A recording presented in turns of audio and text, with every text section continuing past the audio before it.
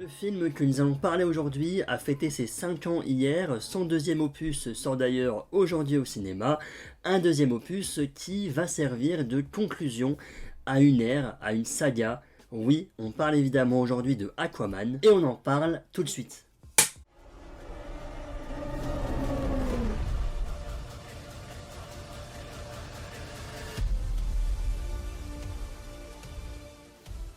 Aquaman nous raconte les origines d'un héros mal réduit, dont le destin est d'unir deux mondes opposés, la terre et la mer.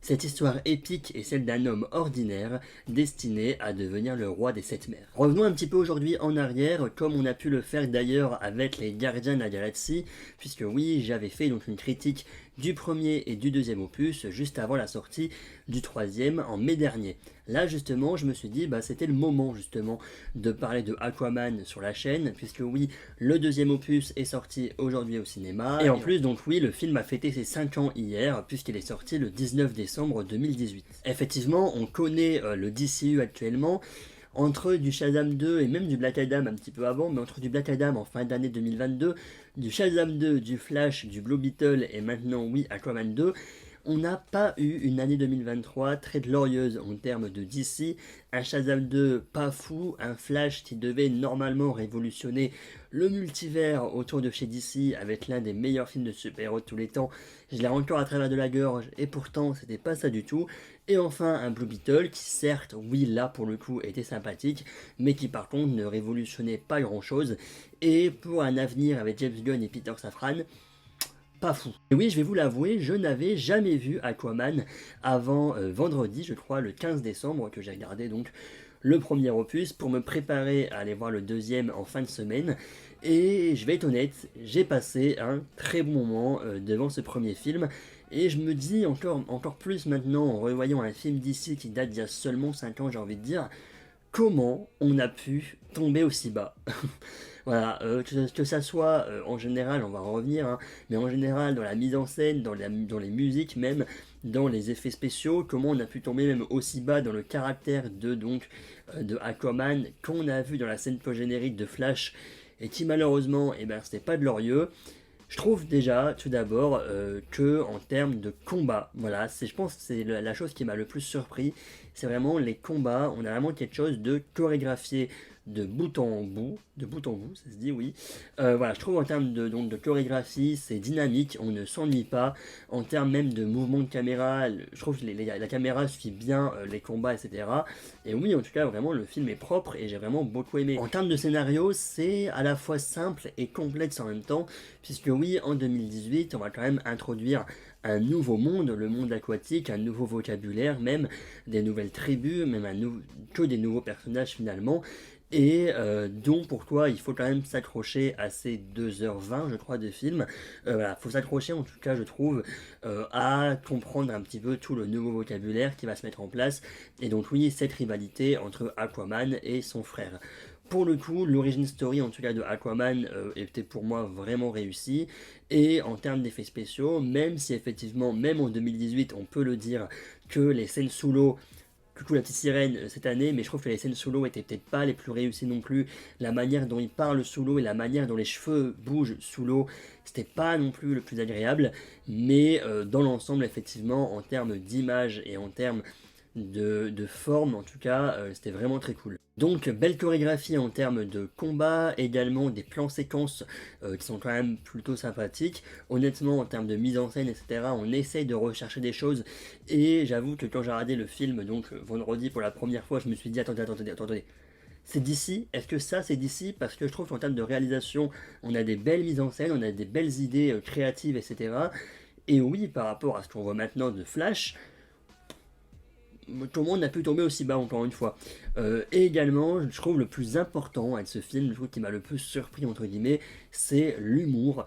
Je me suis finalement surpris à moi-même à rigoler pendant le film, mais pas à rigoler nerveusement, là c'était vraiment un vrai rire, en tout cas je trouvais ça drôle, puisque je trouve qu'on a une belle dose entre l'humour et l'action dans le film. quelque chose qui malheureusement dans Aquaman 2 risque de me déplaire. On parlera évidemment de Aquaman 2 à la fin de la vidéo, un petit peu de mes attentes, etc. Mais effectivement, par exemple, tous les comiques de situation autour de Pinocchio, moi personnellement, oui, ça m'a fait marrer. Maintenant, au vu de la bande-annonce du Aquaman 2, on est surtout donc dans un Aquaman qui maintenant est père, etc. Et donc sa relation avec son frère qui va changer. Et j'ai peur également, au vu de la scène post-générique de Flash, qu'on va ridiculiser Aquaman. Et en règle générale, en fait, j'ai peur que Aquaman, enfin le Aquaman 2 en tout cas, devienne un petit peu le Thor 4 du MCU, c'est-à-dire un Thor 3 qui certes arrive bien à mélanger l'humour et l'action, et donc un Thor 4 qui malheureusement était ridicule en termes d'humour. En plus, donc c'est Taika Waititi pour les deux films. Là, chez Aquaman, j'ai un peu l'impression que ça sera pareil, entre un Aquaman 1 qui était vraiment bien en termes de chorégraphie, d'idées de mise en scène, et donc l'humour bien dosé, et un Aquaman 2 qui malheureusement, je pense, sera davantage dans l'humour que dans le spectaculaire et l'épique, alors qu'encore une fois, c'est là également le même réalisateur, donc James Wan, pour le premier et deuxième opus. Les personnages de ce premier opus sont honnêtement intéressants, oui. Donc l'origin story de Aquaman, notamment, oui, son père, donc de la Terre, et donc sa mère, une sirène, oui, la relation était intéressante, et c'était intéressant à voir. Même Mera, donc jouée par Amber Heard, oui, honnêtement, malgré tout ce qui s'est passé dans les affaires médiatiques de Amber Heard, effectivement, je trouve qu'elle jouait bien et le rôle était bien conçu pour elle. À voir maintenant, effectivement, avec tout ce qui s'est passé, comment ça va être mis en place dans l'Aquaman 2, puisque oui, Aquaman 2, attention, hein, à la base devait sortir avant Flash, et donc vu qu'il est sorti après Flash, on a eu des reshoots, on a eu des caméos, puisqu'à la base on devait avoir le Batman de Ben Affleck dans le film, puis après on devait finalement avoir le Batman de Michael Keaton dans le film.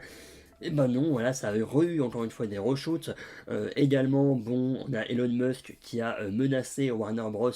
Voilà, en disant vous gardez Amber Heard sur le plateau, puisque Elon Musk c'est l'ex-mari, l'ex tout court, je sais pas si ils sont mariés ou pas, de Amber Heard.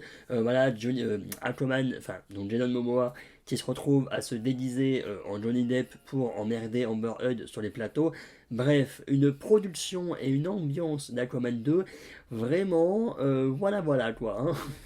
Pour conclure, Aquaman, eh ben, c'est pour moi très réussi, et c'est pour moi l'âge d'or, encore une fois, de DC à ce moment-là, et qui malheureusement, au fur et à mesure, s'est un petit peu essoufflé, et j'ai envie de dire, oui, depuis les années 2020, on se retrouve avec du DC pas top, hein, vraiment, malheureusement. Zack Snyder, donc l'ère de la Snyder Cut, l'ère de la Snyderverse plutôt, s'arrêtera donc dès aujourd'hui, c'est arrêté d'ailleurs avec Aquaman 2. Personnellement, je vais voir le film vendredi, mais effectivement, juste Aquaman 1, je trouve en termes de mise en scène, de chorégraphie, même la musique, la bande son est très cool.